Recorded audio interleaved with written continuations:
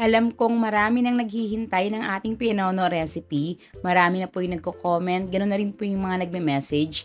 Heto po at uumpisahan po natin sa ating ube pianono. Bukod sa napakasarap, napakalambot rin po nito at I can assure you, tamang-tama lang po yung tamis. Tara na po at mag-umpisa ng magluto!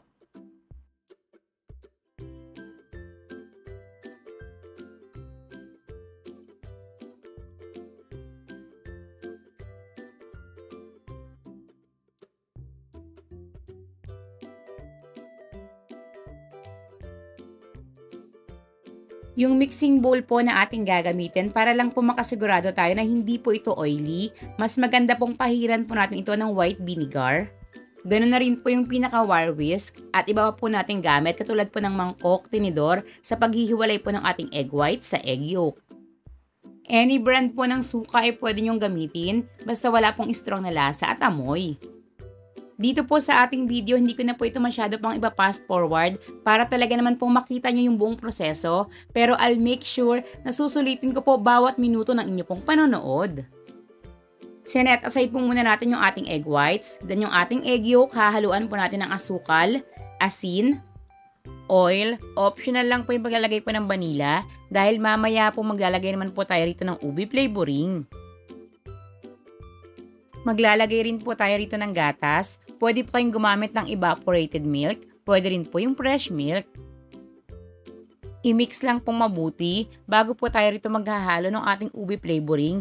Kung sakaling hindi po talaga ito available sa inyo, kulayan nyo na lang po ito ng violet food color.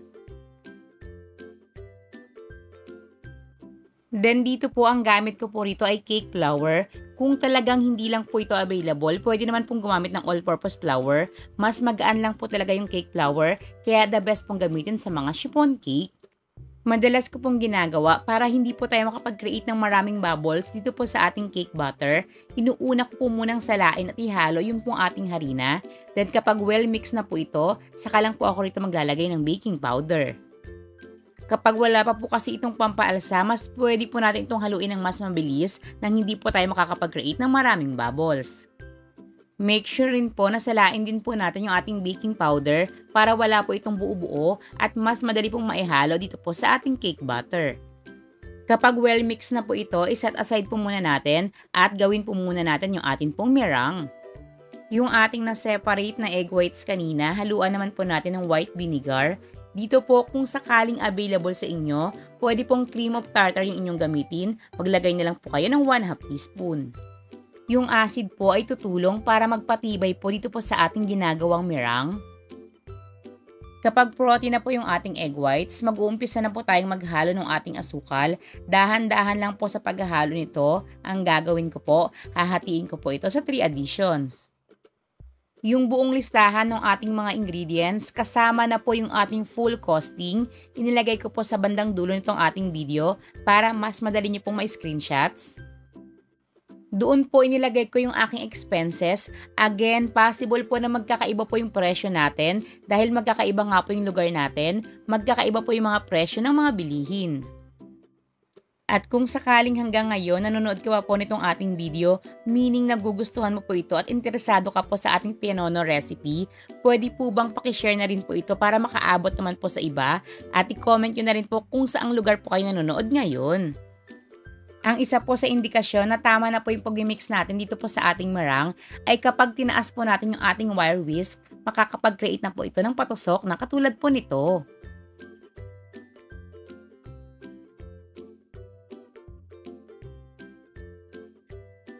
Then, ihahalo na po natin yung ating pong meringue dito po sa ating cake batter. Make sure po sa paghahalo, dito po kasi madalas nagkakaproblema, huwag nyo pong bilisan, dahan-dahan lang po at gaanan nyo lang po yung inyong kamay. Cut and fold process lang po. Sa una, medyo mahirap kung titingnan, pero kapag nakasanayan nyo na po yung prosesong ito, madaling-madali lang po. Hinahati ko nga rin po pala yung ating meringue sa 3 additions. Sa pagpipreheat naman po ng ating oven, dahil alam ko na po kung gaano po katagal yung proseso po ng aking paggawa, bali sinasaksak ko po ito at nag-uumpisa po akong mag-preheat kapag uumpisahan ko na po yung paggawa po ng meringue. Sakto po yun sa akin na depende na rin po sa paggawa nyo ha, na kapag natapos ko na pong i-ready po itong ating cake batter, tapos na rin pong i-preheat yung ating pong oven. Hindi po kasi pwedeng maghintay ng matagal, ito pong ating ginagawang chiffon cake, bago po maisalang sa ating oven. Dapat po, after mailagay sa pan, maisalang na rin po agad natin. Pantayin or iplatan lang po natin yung pinakaibabaw at ang isa pa po sa pinakaimportanteng proseso para po sa akin, huwag niyo pong kalimutang taktakin po yung pinakapan para ma-release naman po kung may na-create pa po tayo itong malalaking bubbles. Sa preheated oven ng 160 degrees Celsius na ang init po ay taas at baba, ibibake po natin ito ng 25 minutes. Still, pwede nyo rin po itong lutuin sa improvised oven, pwede rin po sa inyong steamer.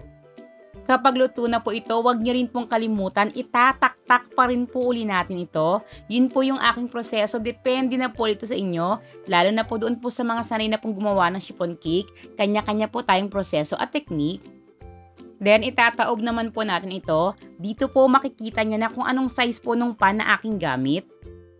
Kapag kaya nyo na po itong i-handle or lumamig lang po ng kaunti pero still mainit-init pa po, tatanggalin na po natin ito sa atin pong pan. Tanggalin po yung parchment paper na atin pong inilagay kanina sa pinakailalim ng ating pan. Then dito po i-roll na po natin ito. Kapag pinalamig nyo po kasi talaga ng gusto ito pong ating chiffon cake, mas mahirap na pong i-handle, madali po itong mag-crack.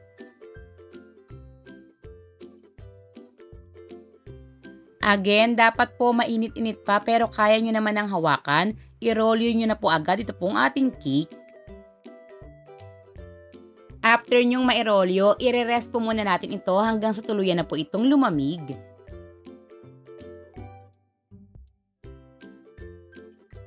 Kapag tuluyan na po itong lumamig, pwede na po tayong maglagay ng ating palaman. Dito po, sarili kong gawang ube halaya yung aking ipapalaman. Para po sa buong video nito, kung gusto niyo pong panood, just search Mix and Cook Halaya. Bukod po dito sa ating ginagawa ngayon, meron rin po tayong original pianono, chocolate pianono at yung ating yema pianono. Ano pong flavor yung gusto niyo pong isunod ko sa video ito? Just comment down below. Then, i-rolyo lang po uli natin ito. Pwede po nating higpitan. Depende na po ito sa inyo. Dahil po na-rolyo na natin ito kanina ng medyo mainit-init pa, napakadali na po nitong i-handle. Ipapakita ko po sa inyo ngayon ng wala pong brown paper para mas makita nyo po na hindi po mabibiyak ito pong ating ginagawang pianono. Ako po ang ginagawa ko, ibinabalot ko po ulit sa brown paper. Pwede rin po ritong gumamit ng parchment paper. Mas mura nga lang po itong brown paper. Then nire-rest ko po ito ng at least 5 minutes.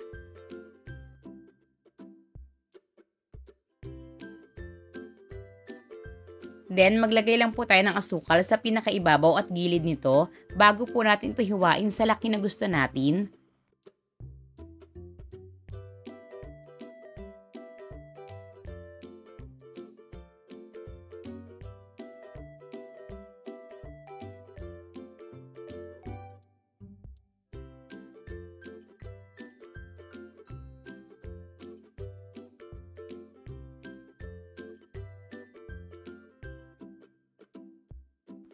Pang half roll ang packaging na gamit ko rito. Nabili ko lang po ito dito sa aming palengke. 7 pesos po bawat isa. Nabibili rin po ito sa mga online stores. Tingnan nyo po ngayon kung gaano po kalambot itong ating pianono. Kaya po sinasabi ko sa inyo, sundin nyo lang po yung ating mga sangkap. Ganun na rin po yung ating pinaka-proseso. Pati na rin po yung hindi ko tinagong technique sa inyo. Ganito rin po yung magagawa ninyo. Tiyagain nyo lang po talaga. Huwag po kayong mapagod at magsawa. Panoorin nyo po ng buo itong ating video. Siguradong sinusulit ko po bawat minuto ng inyong panonood. Dito po sa ating recipe ngayon, 3 half roll ng clamshell na siksik po yung ating malalagyan. Sa magtatanong kung magkano ko po ito ibinibenta, pwede nyo po itong ibenta ng 160 to 180 pesos. Again, depende po ito sa presyo ng inyong mga bilihin. Depende rin po kung gaano karami yung bibilihin at depende po kung retail po o reseller price po yung inyong ibibigay. Basta ang importante lang po lagi mag-compute, mag-costing para hindi naman po kayo overprice at hindi rin po kayo malugi. Sana po ay muling nakapagbahagi sa inyo ngayon ang inyong Mommy Loves ng isang makabuluhang video. May natutunan po sana kayo na magamit nyo rin po sa pang-araw-araw at pwedeng gawing pangnegosyo. Hanggang sa muli po nating pagluluto!